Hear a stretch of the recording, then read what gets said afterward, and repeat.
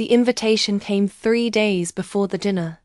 Daniel read the message twice, then a third time, because the words felt warmer than usual. His mother wrote that the whole family would be there, that it was a special evening, that she wanted him present. No demands, no guilt, just an invitation. That alone made Daniel uneasy, but also hopeful. For years, family gatherings had felt like tests he was destined to fail. This time felt different. Or so he thought.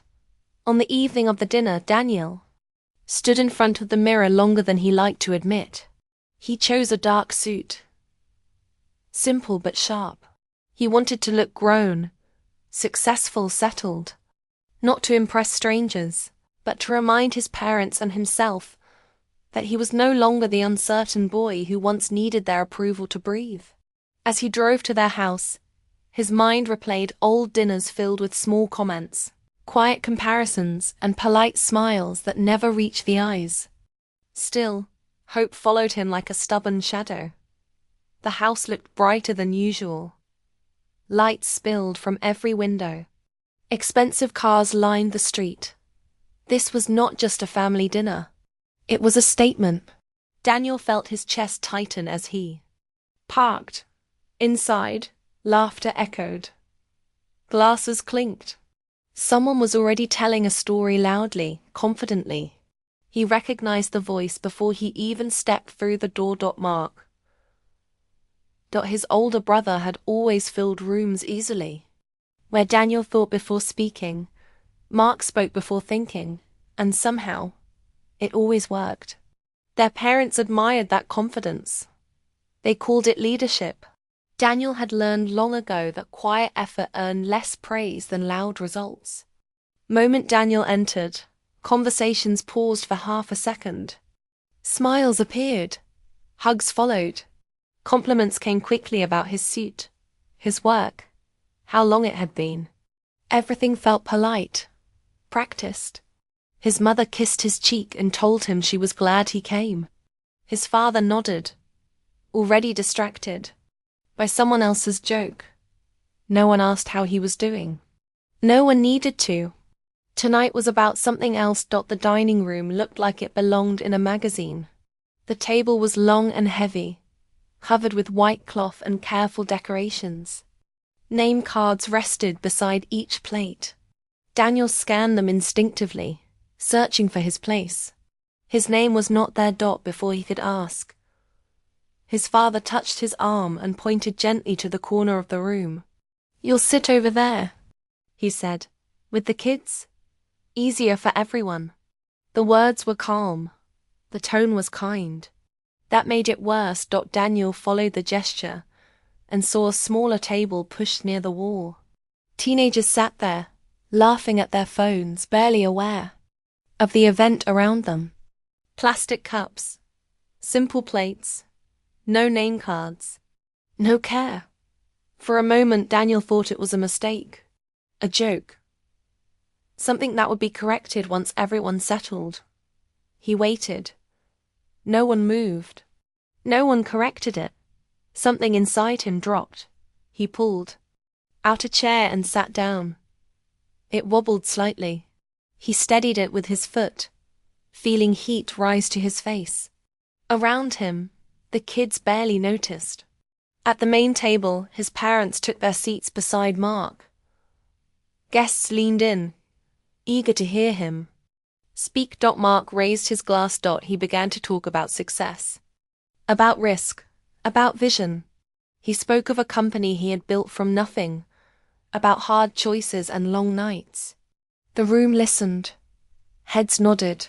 Smiles widened. Daniel listened too, and with every sentence his stomach tightened. The ideas Mark described were not new to him. They were familiar because they were his. Late-night notes, careful plans, conversations that had once filled Daniel with excitement. He remembered sitting at the kitchen table months earlier, explaining the concept to his parents, asking for time, for support. He remembered their hesitation, their advice to be practical. their suggestion that Mark might execute better. Now Mark was executing, and Daniel was sitting at the kids' table.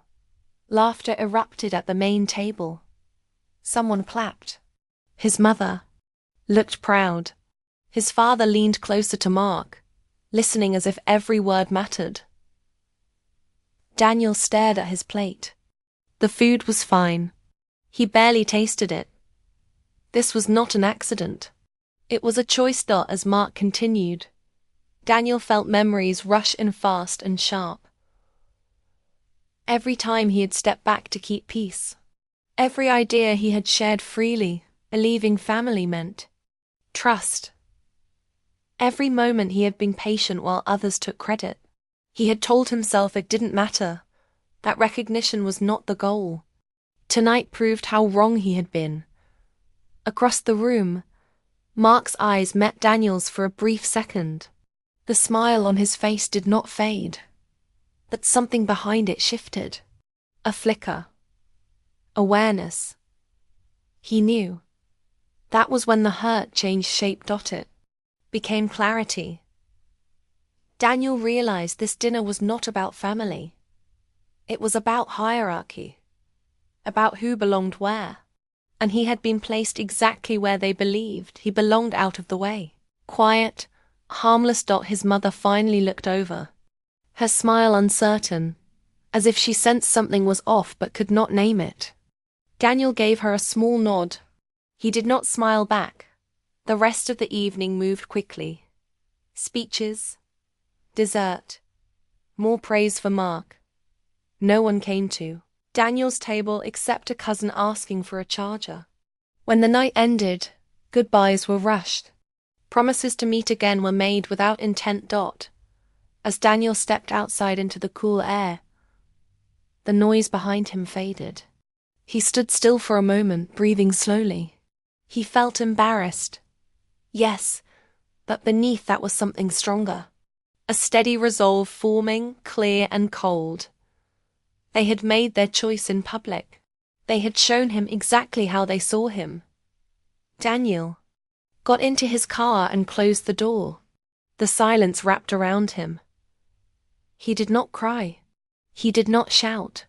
He simply sat there, staring ahead, replaying the scrape of the chair against the floor. That sound stayed with him as he drove away. And with it came a single, quiet thought that refused to leave. If they wanted him small, they would soon learn how dangerous it was to underestimate him. Days passed, but the dinner never left Daniel's mind. It followed him into meetings, into traffic, into sleep. He did not replay the laughter or the speeches anymore.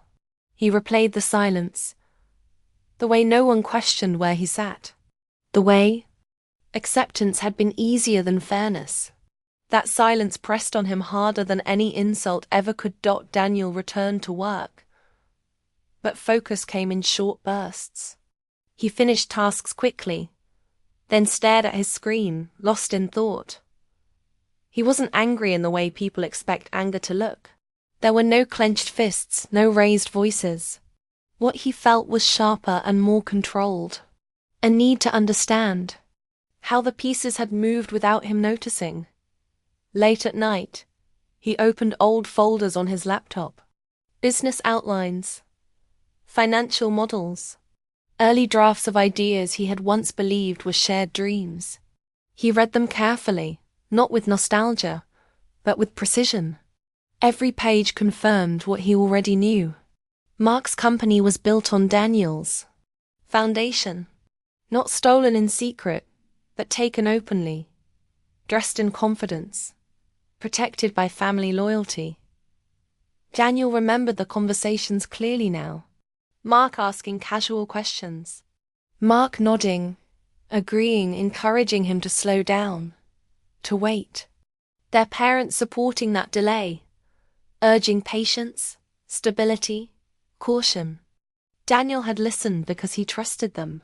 That trust now felt misplaced, but not foolish. He refused to shame himself for believing in family. Instead, he studied. He followed the company's progress quietly. Articles praised Mark's leadership. Interviews highlighted his bold choices. Daniel noticed what others missed. Timelines were rushed. Promises were big. Details were thin. The company looked strong from a distance, but up close, cracks were forming. Daniel felt something shift. Inside him, revenge no longer felt like an emotional reaction. It began to feel like a response. Still, he hesitated. He asked himself what he truly wanted. Did he want Mark to fail? Did he want his parents to feel regret? Or did he want to reclaim what had been taken without noise or shame? The question followed him everywhere. One afternoon, Mark called. The timing felt intentional. His voice was calm, almost friendly, as if the dinner had been a success for everyone. Thought we should talk, Mark said. Feels like things have been strange. Daniel listened without interrupting. Mark spoke about stress, about responsibility, about how hard it was to carry expectations. He framed himself as burdened, not benefited. When he mentioned the company, his tone shifted slightly, becoming careful. You know how these things go, Mark said. Ideas evolve. No one owns inspiration. Daniel almost smiled. Almost. After the call ended, Daniel sat quietly. Mark hadn't apologized. He hadn't acknowledged the dinner or the table or the message behind it. In his mind, everything made sense. He believed success justified the path taken. That belief was firm, unshaken, and dangerous. Daniel realized. Then that waiting for understanding would lead nowhere. He began to plan, but not in the way anger demanded. There would be no public scenes, no family confrontations, no dramatic reveals. He knew too well how easily emotion could be dismissed. Instead, he focused on truth. Clean, documented, undeniable truth. He reviewed legal filings, investor summaries, and public claims. He noticed inconsistencies, timelines that didn't match, safeguards that were missing. The company wasn't built to last. It was built to impress. Daniel contacted no one at first. He gathered information quietly, carefully. Every night added clarity, but also weight. With each discovery, the outcome became clearer. If exposed fully, the damage would be serious. Mark's reputation would suffer. Trust would weaken. Their parents would be forced to see what they had ignored. Daniel paused often, asking himself if this was what he wanted. He imagined the aftermath. Family dinners turned cold. Conversations filled with blame. The satisfaction of being proven right, followed by the loneliness of being resented. Revenge promised justice, but not peace. Still, doing nothing felt worse. One evening, Daniel walked through the city, letting the noise drown his thoughts. He watched people rush past, each carrying unseen conflicts. He wondered how many quiet betrayals shaped the world, how many people chose silence over disruption. He had been one of them. He wasn't sure he could be again. His parents called. A few days later, small talk, updates. No mention of the dinner. No mention of the seating. Their avoidance confirmed what Daniel feared. They did not see the act as harmful. To them, it was practical, orderly, necessary. That realization hurt. More than the act itself. Daniel began reaching out discreetly. Not accusations. Just questions. Thoughtful concerns framed as curiosity. Some people listened. Some dismissed him. But a few leaned in, sensing what he already knew. Mark noticed the shift. Messages went unanswered. Meetings grew tense. Confidence started to show cracks. For the first time, Daniel felt the balance changing. Yet with every step forward, doubt followed. Late at night, Daniel questioned himself. Was he becoming what he resented? Was he using the same quiet methods that had pushed him aside. The line between justice and revenge blurred the longer he walked it. He remembered the kids' table again, not as humiliation now, but as clarity. That moment had stripped away illusion. It showed him exactly where he stood, and why. Daniel understood something important then. This was not about proving worth. He already knew his value. This was about choice. Whether he would allow others to define his place, or whether he would claim it himself, even if it cost him comfort. As the plan took shape, Daniel slowed down. He resisted the urge to rush. He knew timing mattered more than force. Revenge done in haste often revealed itself too soon. Mark, meanwhile, grew defensive. His calls became shorter. His tone sharpened. He began justifying his decisions before anyone questioned them. Guilt, Daniel realized, often disguised itself as certainty. The conflict was no longer external. It lived inside Daniel now. Two paths stood before him. One led to exposure and consequences. The other led to silence and acceptance. Both carried loss. As Daniel closed his laptop one night, he knew the moment of decision was approaching. The pieces were in place. The truth was ready. What remained uncertain was not the outcome, but who Daniel would become once he chose to act. The night arrived without warning, even though Daniel had been preparing for it for weeks. The investor event filled a downtown hall with glass walls and bright lights. People moved fast, voices layered over one another, confidence worn like expensive coats. Daniel stood near the entrance, calm on the outside, steadying his breath. This was the moment where planning ended and choice began. He watched Mark from a distance. Mark moved easily through the room, shaking hands, smiling, owning the space. Every step said he belonged there. Daniel felt no jealousy now, only clarity. He could see the effort behind the performance, the strain in Mark's eyes, the speed with which he spoke, as if slowing down might cause everything to fall apart. Daniel checked his phone. Messages waited. Notes, files, proof, everything he needed sat quietly in his pocket. One conversation, one clear statement, and the story would change. The thought was sharp, tempting, clean. Revenge felt close enough to touch.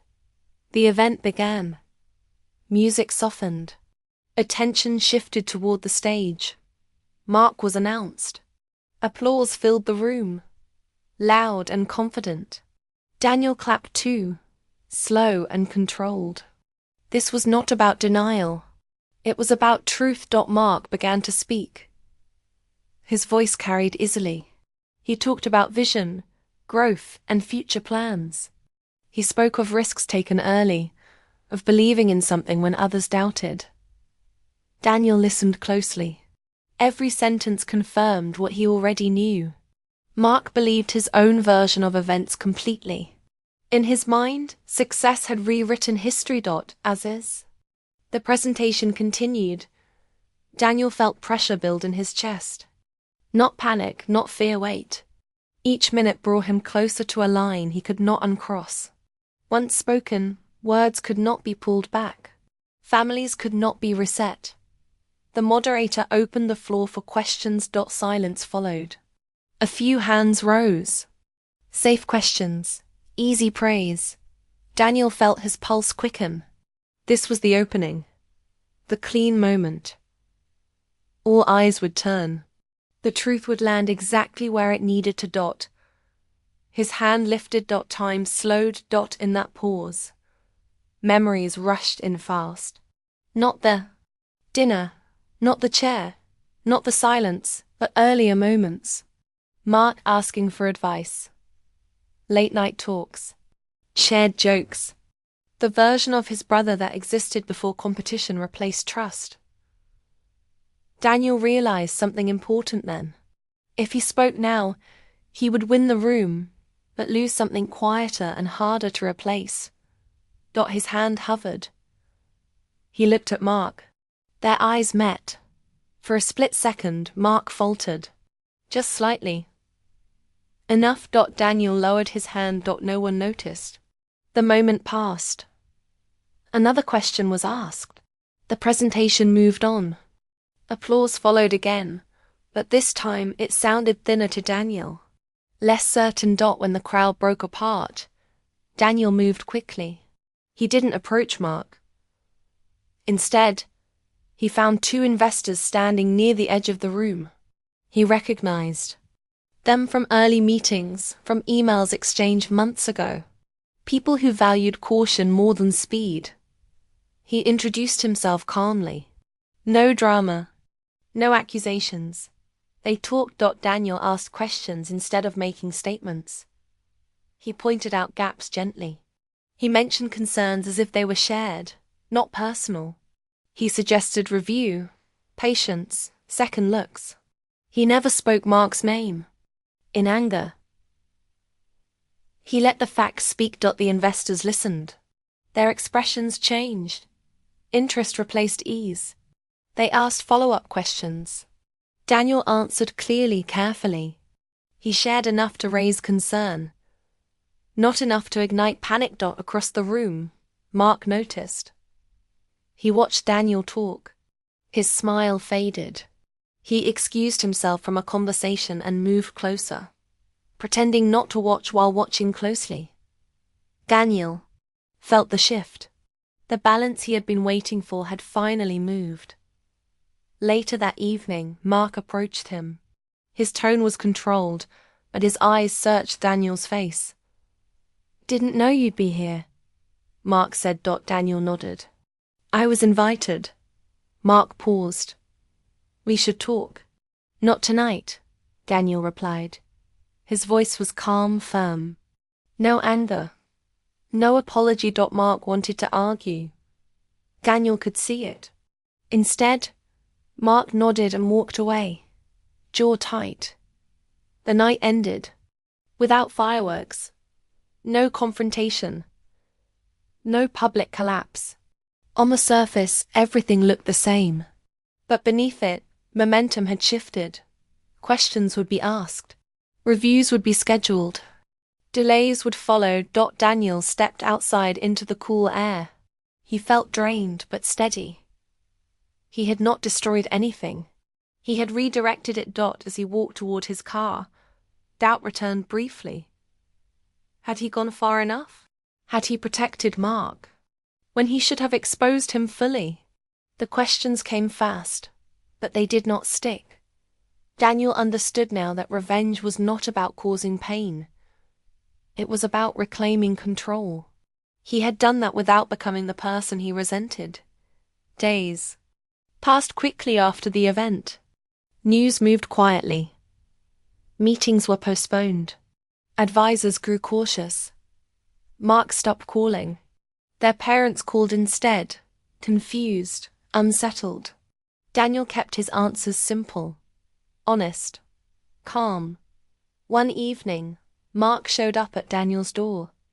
He looked tired, stripped of performance.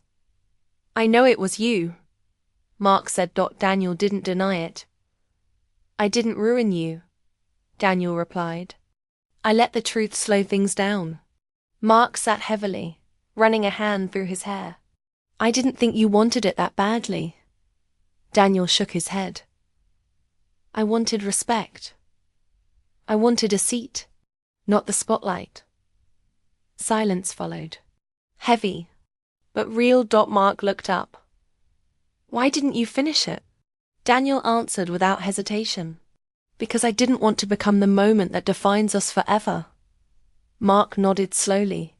For the first time, he didn't argue. When Mark left, Daniel closed the door and leaned against it. He felt no victory rush, no regret, just relief. The choice had been made. He had stood at the edge of revenge and chosen restraint. Not out of weakness, but out of strength. And for the first time since the dinner, Daniel slept without replaying the scrape of a chair on the floor. The weeks that followed were quieter than Daniel expected. No shouting, no dramatic apologies. Just a slow change in tone, like a room adjusting to new light. The company did not collapse, but it stalled. Reviews were ordered. Plans were delayed. The speed Mark once celebrated became a weakness that could no longer be ignored. Daniel watched from a distance. He did not interfere again. What he had set in motion now belonged to others. That alone brought him peace. He returned to his routines, working steadily, sleeping better, thinking clearly for the first time in months. The urge to push further faded. He had said enough. His parents called more often. Their voices carried uncertainty now. They asked careful questions about work, about stress, about how Daniel was doing. He answered honestly, but without bitterness. He did not remind them of the dinner. He didn't need to. The silence they once used now worked against them. One evening his mother invited him over. Just him. No guests. No event. When Daniel arrived, the house felt different. Quieter. Smaller. The table in the dining room was bare. Waiting. They ate. Simply. No speeches. No distractions. Halfway through the meal, his mother spoke. "We didn't realize how much we hurt you," she said. Her voice shook slightly, but she didn't look away. "We thought we were keeping things smooth." Daniel nodded. He believed her. That made it harder, not easier. His father added nothing at first. Then he cleared his throat. "We should have handled things better." That was all he said. For them, it was a lot. Daniel felt something loosen inside his chest. Not forgiveness. Not yet, but release. He understood now that his parents had not acted out of cruelty. They had acted out of fear. Fear of conflict. Fear of imbalance. Fear of choosing wrong. Still, fear had consequences. A few days later, Mark called again. Not to argue, not to defend, just to talk. They met at a quiet cafe. No tension this time, only distance. "I built it too fast," Mark admitted. "I wanted to prove something." Daniel listened. He didn't interrupt. He didn't correct. "I didn't think about where the ideas came from," Mark continued. "I just moved." Daniel nodded. "That's always been the difference between us." Mark smiled faintly, not defensive. Just tired. They didn't resolve everything. Some things stayed unspoken. But for the first time, they sat at the same level, without roles, without titles. Life moved on. The company adjusted. New advisors stepped in. Credit shifted quietly. Daniel was invited into discussions, not as a favor, but as a necessity. He declined most of them. He no longer needed permission to stand on his own ground. At the next family gathering, there was no assigned seating. Chairs were pulled out naturally. Daniel noticed his place beside his parents before anyone said a word. No announcement. Number. Apology. Just space. As the meal unfolded, conversation flowed easily. Mark spoke less. When he did, he listened more. Their parents watched Daniel with a new awareness, as if seeing him clearly for the first time. Daniel felt no urge to reclaim the past. He focused on the present moment, the steady chair, the even ground beneath him. Later that night, as he drove home, he thought about revenge. How close it had come. How tempting it had been to expose everything, to force acknowledgement through destruction. He realized now that revenge had offered him certainty, not healing. What he chose instead had been slower, quieter, harder. It had required patience, control, and the willingness to live without applause. Daniel understood something important then. Power did not come from humiliation or fear. It came from knowing when to speak and when to stop. From choosing direction over reaction. The kids' table no longer haunted him. It had served its purpose. It showed him the truth he needed to see. It pushed him toward a choice that reshaped not just his family, but himself. Weeks later, Daniel received a message from his mother. A simple photo. The dining table set for dinner. One chair empty. His place waiting. He smiled. Not because he had won. Not because anyone had lost, but because he no longer needed revenge to feel whole.